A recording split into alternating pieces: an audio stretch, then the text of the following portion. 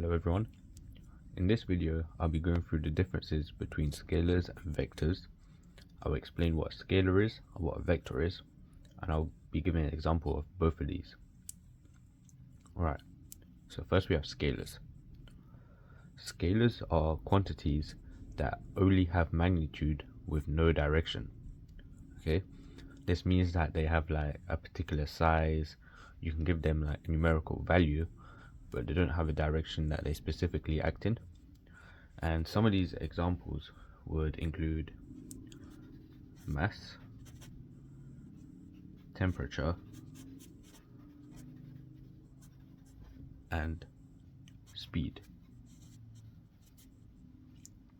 Alright, so a vector is a quantity that has magnitude and it also has a direction.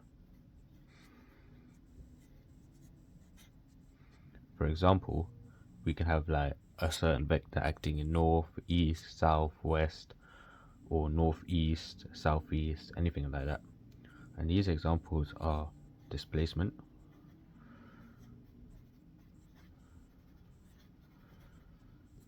velocity,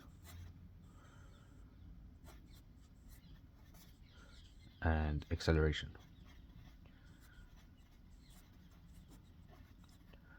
Right, for example, we could say that someone threw a ball and it got displaced 5 meters northeast. Or we could say it has a velocity of like 20 meters per second and it's going in the southeast direction.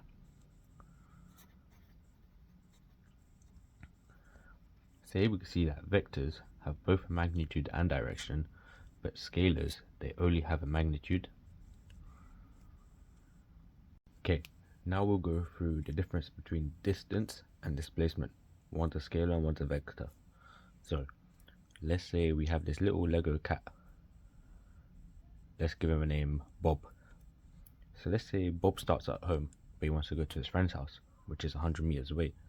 So Bob travels to his friend's house and he arrives safely and happily. So the total distance that Bob has traveled will be 100 meters. However, the total displacement will be slightly different. It would also be 100 meters in terms of the magnitude, but the direction has to be specified as northeast. So we have to write NE or northeast. But let's say Bob gets bored at his friend's house. He wants to go home, eat his food, sleep with his brother. He goes another 100 meters back. So let's just draw that. Sorry, Bob.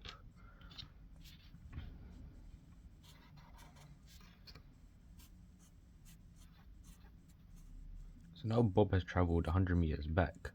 It means that he's back at his starting point at his house. Oops. So what can we say about the total distance? We see that Bob's traveled 100 meters there and 100 meters back.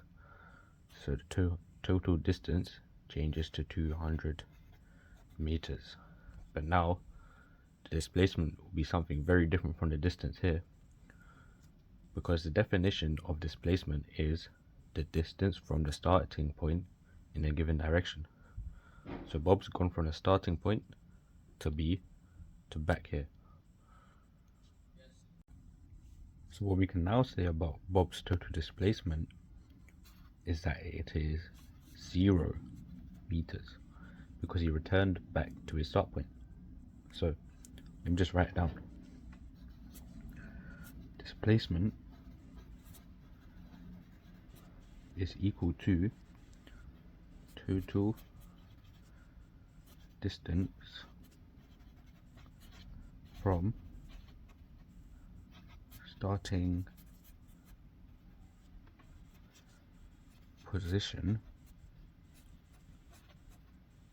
in a given direction.